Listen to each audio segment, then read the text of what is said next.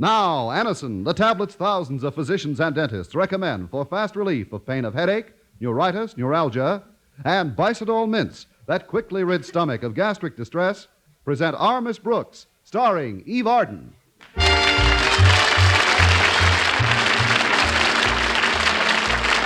It's time once again for another comedy episode of Our Miss Brooks Transcribed. But first, here is something you should know if you ever suffer from the pain of headache, neuritis, or neuralgia. It is an incredibly fast way to ease the pain. It's Anacin, a way countless numbers of people have found superior. Anacin acts so promptly to relieve pain. Anacin is like a doctor's prescription. That is, Anacin contains not just one, but a combination of medically proven active ingredients in convenient tablet form. Thousands of persons have been introduced to Anacin through their own physicians or dentists. But today, these tablets are in such widespread use that all drug counters have them, and everyone can have the benefit of their incredibly fast action. So if you want to relieve the pains of headache, neuritis, or neuralgia, by all means try Anacin on this guarantee. If the first few Anacin tablets do not give you all the relief you want, as fast as you want it, return the unused portion and your money will be refunded. I'll spell the name for you, Anacin. Easy-to-take Anacin tablets come in handy boxes of 12 and 30 and economical family-size bottles of 50 and 100. Ask for Anacin at your druggist's today.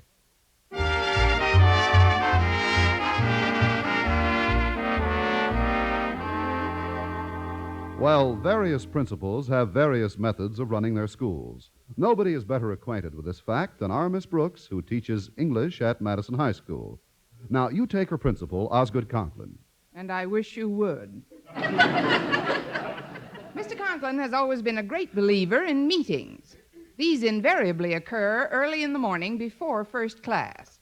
This is to ensure that everyone will be as brisk and chipper as a damp pen wiper. Our most recent meeting took place in his office last Friday morning. Present were Mr. Conklin's daughter, Harriet, president of the student body, Mr. Boynton and myself as faculty advisors, and Walter Denton, editor of the Madison Monitor. This meeting is now called to order. As in the past, parliamentary procedure will prevail. How extremely alliterative. Parliamentary procedure will prevail. Silence. If you wish to speak, kindly raise your hand. The chair recognizes Walter Denton. Walter Denton says, "Thank you, Chair." All I wanted to know was, why did we have to get here so early? Couldn't we have held this meeting later? Quiet.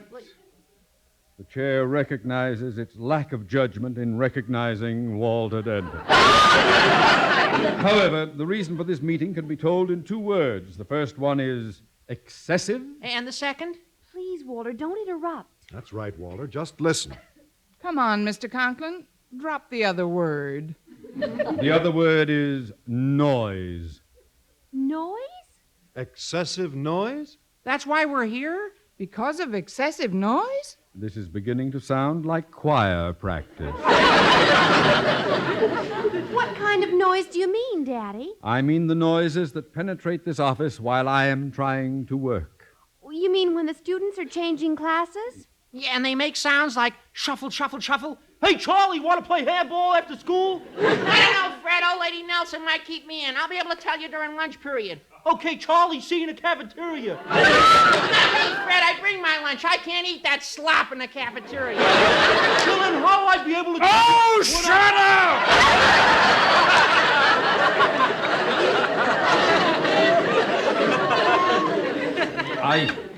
I mean, the chair sees no cause for such graphic description. Nor is this specifically the excessive noise to which we have reference. Well, then what is it, sir? Is it the street noises that penetrate your office while you're trying to work? The street noises? Like honk honk, beep beep. Get that heap out of my way, Buster. Oh, quiet. I called this meeting to secure some constructive suggestions, not to start a little theater movement. Now stop acting and listen. During school hours, this institution is a veritable bedlam. You will now submit whatever ideas you may have toward mitigating this unhappy circumstance. Well, speaking for the sounds that emanate from the biology laboratory, Mr. Conklin, Perhaps the flames of the Bunsen burners are hissing too loud. I could turn those down a bit. Then, too, I could cut down on the tinkle of the test tubes. Then, too, he could put socks on the mice in the treadmill. Well, as far as the corridors go, Daddy, you could ask all the students to whisper while they're changing rooms. And if they failed to comply? You might station monitors at strategic points to see that they did. Yeah, or better yet, just string a banner across the hall right outside your office. What would the banner say, Walter? It would just say, shh. That's worse than no noise at all. It is quite apparent to me that now, as in the past, any feasible plan for combating a given crisis must stem from one source and one source alone. Well, that's nice of you to say so, Mr. Conklin, but... I refer to myself. However, before I disclose the cure, I will make known the nature of the ailment. There are only two human sources of irritation to me within the confines of this institution. They are A, the student body, and B, the faculty. How about C, the janitor? What is it we do that bothers you, Daddy? You talk. During classes, after classes, during lunch period, after lunch period. But, Mr. Conklin... And you on the faculty are equally guilty. Guilty? It isn't the volume of jabber that's so nerve-wracking to me, but the fact that all these conversations are directed to but one target. What target is that, Mr. Conklin? Each other. Well, I tried talking to a board eraser one morning, but everybody looked at me funny. If we didn't talk to each other, we'd be talking to ourselves. And what kind of a looking school would we be then? Even you, Denton, should be able to comprehend the fact that when I say each other, I mean the male and female members of the student body and faculty. You know my anti-fraternization law. From now on, there will be teeth in it. I don't understand. Oh, you will, Boynton, you will. From now until further notice, I hereby decree that all members of the opposite sex shall refrain from any conversation not absolutely essential to school business. Boys and girls will sit on separate sides of the classroom, and during lunch period, male and female teachers, as well as students, will occupy two different sections of the cafeteria. Daddy, that's positively medieval. It's worse than that. It's medieval tyranny. If I may borrow an expression from the undergraduate body, Denton, turn blue.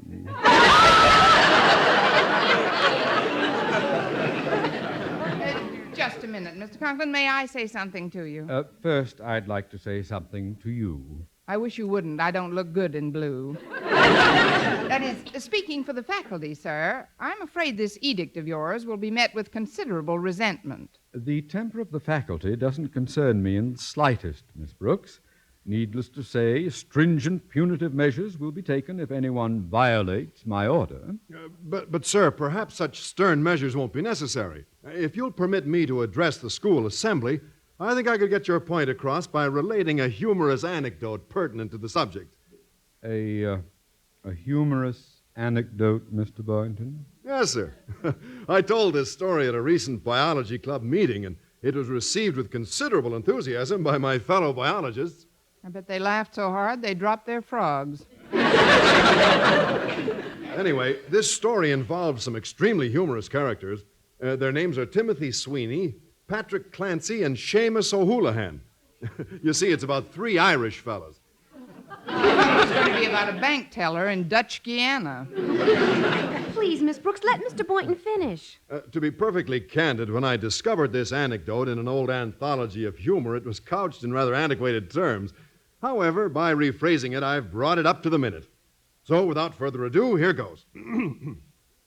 One day, Sweeney, Clancy, and O'Houlihan were about to take a written examination preparatory to entering the police force. "Now, see here, begorra," O'Houlihan exclaimed with a merry twinkle in his Irish eye. "I'm going to get the highest mark of anyone in the room. Now, what do you think of that?" I don't know. What do you think of it? I'm not finished, Miss Brooks. When Sweeney heard that, he looked at O'Houlihan and, with a merry twinkle in his Irish eyes, declared, "Fiddle-dee-dee."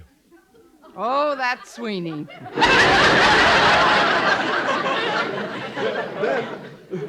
Then Clancy, with a merry twinkle in his Irish eyes, averred, "Faith, and you'll get the lowest mark. Be japers." Well, sir, they had no sooner begun taking the test when, lo and behold, a mounted policeman's horse wandered in. With a merry twinkle in his Irish tail. Please be quiet, Miss Brooks. Oh, let her talk. I didn't mean to interrupt. Thank you. After O'Houlihan turned in his test paper, Clancy and Sweeney accosted him, somewhat chagrined. "O'Houlihan, you cheated!" cried Sweeney, brandishing his shillelagh, a quaint cudgel indigenous to those lovable folks of the old sod. Then he said, "We saw you peeking at the answers in the back of the book." "Well," O'Houlihan retorted somewhat testily, "I vowed I was going to get the highest mark of anyone in the room. Now, I knew that fair and square I could get a higher mark than you, Sweeney, and a higher mark than you too, Clancy, by the same honest means. But when that horse came in to take the test, I thought I'd better cheat."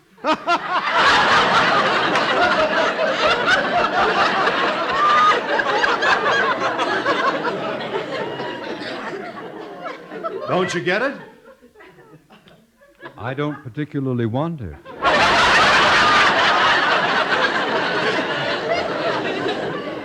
Now, what has that anecdote got to do with the current situation? Well, it's about cheating, Mr. Conklin. Someone violates your ban against conversation between the sexes. That's a form of cheating. A form of cheating? One of the duller forms, I'd say. Well, we've wasted enough time. Since there seems to be some doubt as to the efficacy of my plan, I shall put it to the acid test. What do you mean, Daddy? In accordance with my democratic principles, I shall put it to a vote at this meeting. All opposed to my plan will signify by saying no. No. All in favor say aye. Aye. The ayes have it. Motion carried. But, Mr. Conklin, what about our nose? Keep it out of my business. Aye, aye, sir.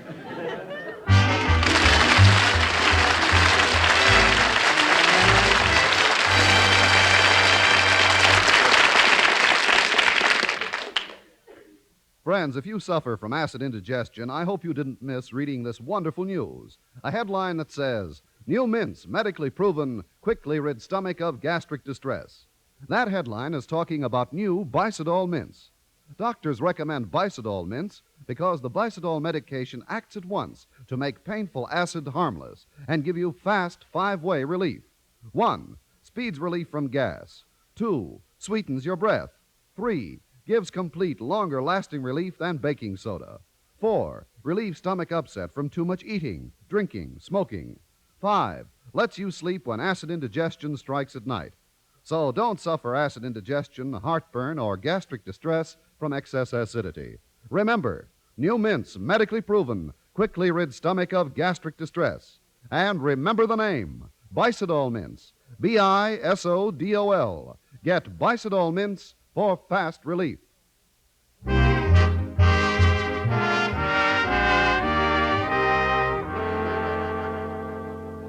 Well, at lunchtime, one half of the school cafeteria was roped off for males and the other half for females.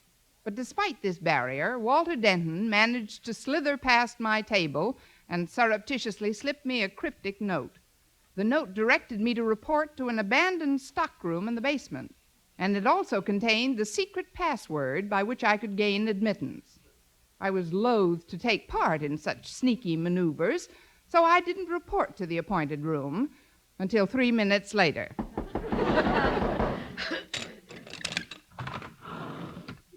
What's the secret password? Mr. Conklin is a schnook. Correct. Enter, friend. Well, what do you think of this old abandoned stockroom, Miss Brooks? I think we ought to abandon it. It's pretty stuffy, Walter. Well, you should have seen it before I cleaned it up. This room is my answer to Mr. Conklin's ban against conversation between the sexes. It's a secret meeting place in which a few choice male and female teachers and students may conversationally rendezvous during lunch period. Well, what do you know? A talk-legger. These are rather cramped quarters, Walter, but I must admit it's a good idea. Thanks. Now, about the rates. I charge 10 cents for the first 5 minutes. What? And 5 cents for each additional 3 minutes. Those are about the same rates you pay for a phone call. Yes, but the phone company provides a bigger booth. I'm sorry, Walter, but I'm not shelling out 10 cents just for some conversation. I also told Mr. Boynton about it. He'll be here any minute. Yeah, well, nevertheless, I don't intend... Here's my dime. Where do I sit? You just park any place you like. I'll get it. What's the password? Mr. Conklin is a schnook. Enter friend. I cleaned her from top to bottom, Mr. Boynton. How does she look? Miss Brooks always looks neat to me.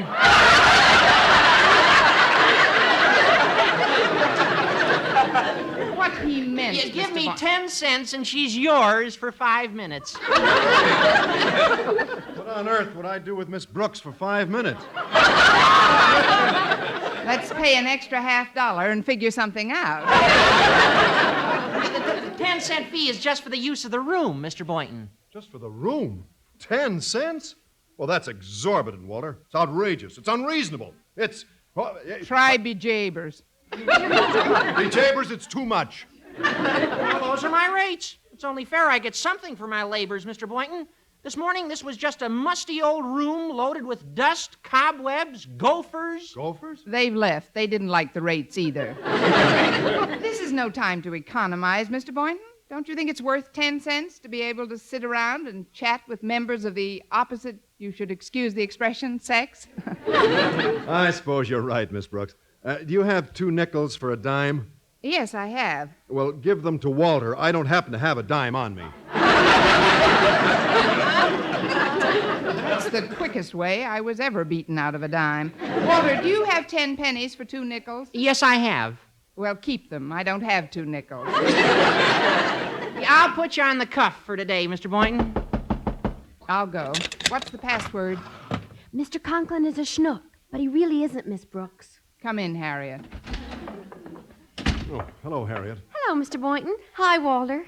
Harriet, my beloved, all this gloomy morn I have prayed for this magic-laden moment when you would come to me on the wings of love. That'll be 10 cents, please. 10 cents? That's a nickel a wing. That's the price we must pay for your father's folly, Harriet. Oh, please don't be too harsh on poor Daddy. The reason he's become so antagonistic toward fraternizing is because of Mother. Your mother? Yes, Miss Brooks. Mother isn't due back home until this afternoon. For the past week, she's been visiting Grandma in Montrose, and Daddy's missed her dreadfully. Why, it's become an obsession. Wherever he looks, he sees boys and girls together. Him and Mamie O'Rourke. Their conversing and having fun makes him all the more lonely. It's gotten so bad that he's going to stay after school and write an editorial for the Madison Monitor announcing his long-range anti-fraternization plans. Maybe we can nip that in the bud, Harriet. Mr. Boynton, Walter, while he's writing those editorials, I think we ought to drop over and see Mrs. Conklin. She's always been very fair-minded about these things, and I believe I have a rather brilliant idea. Excuse me. What's the password? I am a schnook.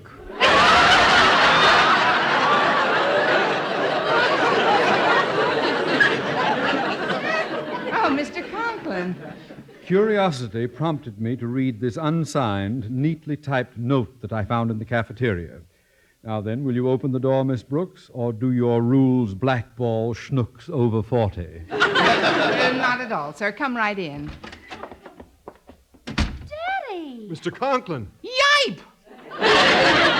So we have the start of a nice little cell, haven't we? Oh, you don't understand, Mr. Conklin.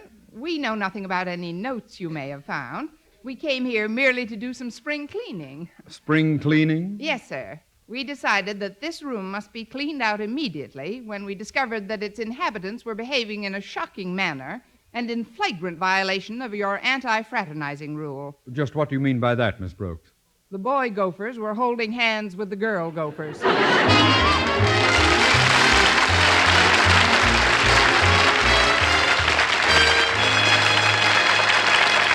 Our Miss Brooks will return in a moment. CBS Radio has an important suggestion for you, a suggestion that more Americans take a personal part in the international struggle for peace and freedom. Perhaps you have never looked at service with the ground observers as quite that, but that's exactly what it adds up to. Today, throughout the world, there's a struggle for the minds of great masses of human beings. Both sides have attempted to convince people everywhere to choose between two opposing ways of life. Since the end of World War II, America has helped great and small nations regain their stability and live in freedom. At the same time, using every means at its command, another major power has attempted to spread its influence. Now, at this moment in history, when we have every reason to believe the free world is winning the Cold War, we must be more vigilant than ever. We must keep our powder dry, our eyes open. To tempt a would-be aggressor by apparent weakness would be potentially disastrous. So let's all make home defense our business. Drop in at your local civilian defense office and volunteer your 2 hours a week with your local Ground Observer Corps.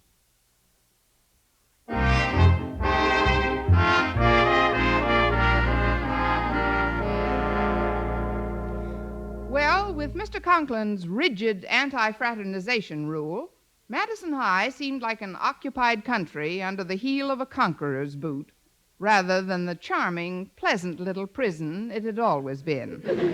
It was obvious something drastic would have to be done about the rule, and that night, with Mrs. Conklin's assistance, we set out to see if we could abolish it.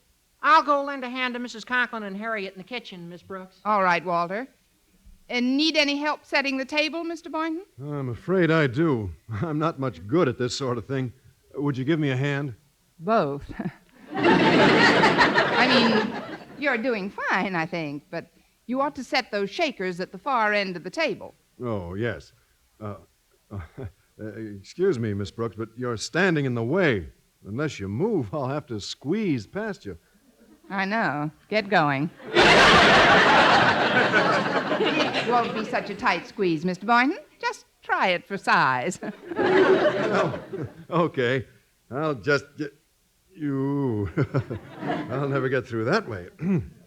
Now, maybe if I slant my shoulders, I can get through. Oh, Miss Brooks, I'm stuck. So I was wrong. Kiss me.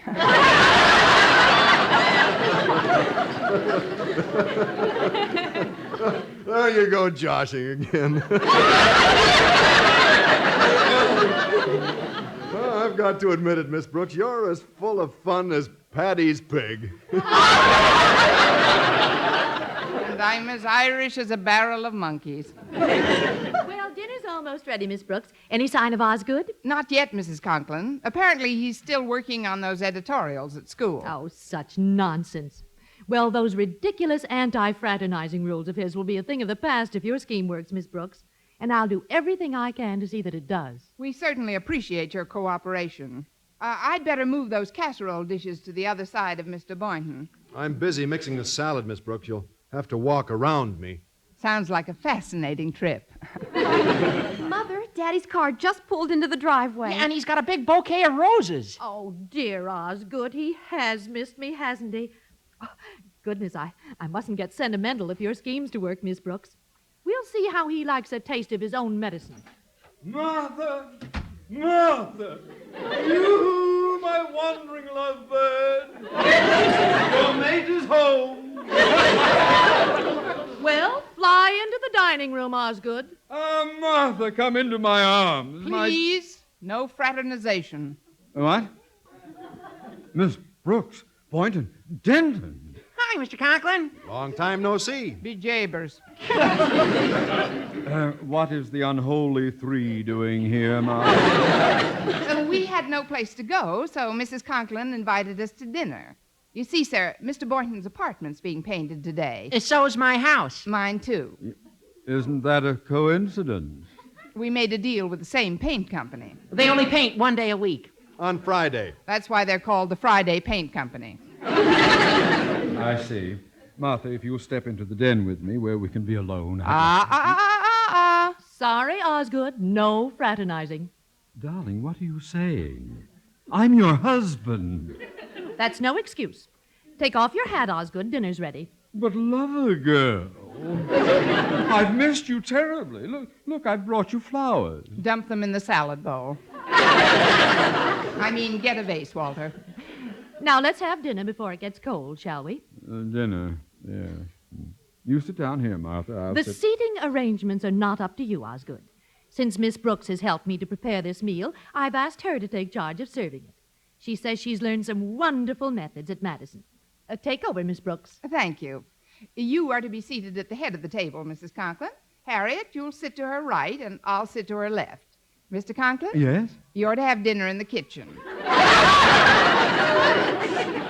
In the kitchen? With Mr. Boynton and Walter Denton. In this way, the males are separated from the females. Oh, but this is absurd. I haven't seen my wife in a week. This is the way you run things at school, Osgood, and you've got to practice what you preach. Now, into the kitchen with Walter and Mr. Boynton. But, sweetie pie...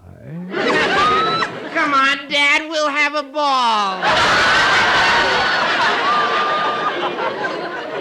Oh, no.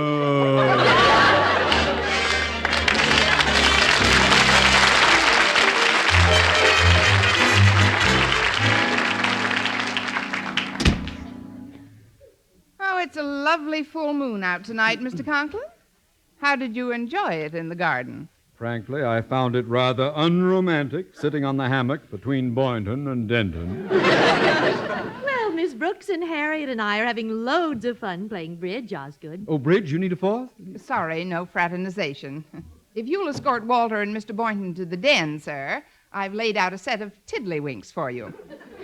Tiddlywinks at my age? Some tiddlies are older than others.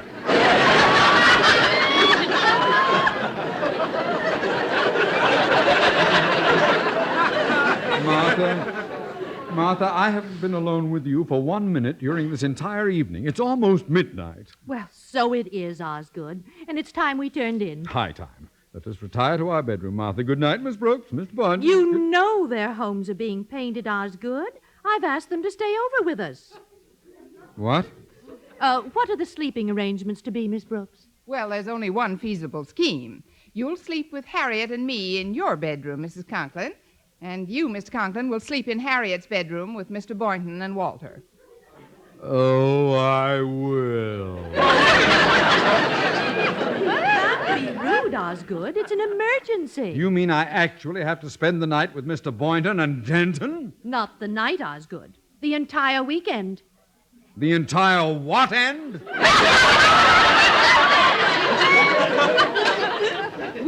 Weak, sir. The way you're beginning to feel about your plan at school. Oh, Miss Brooks, you're right. Not only am I outnumbered, I've been outmaneuvered. However, if I agree to cancel my ban on coeducational conversation at Madison, do you suppose you and your cohorts could find some place to billet yourselves? I'm sure we could, Mr. Conklin. We could all go home. Home? But what about the painters? Oh, haven't you heard? The Friday Paint Company went on strike this afternoon. On strike? Yes, it seems they want longer brushes and a shorter day.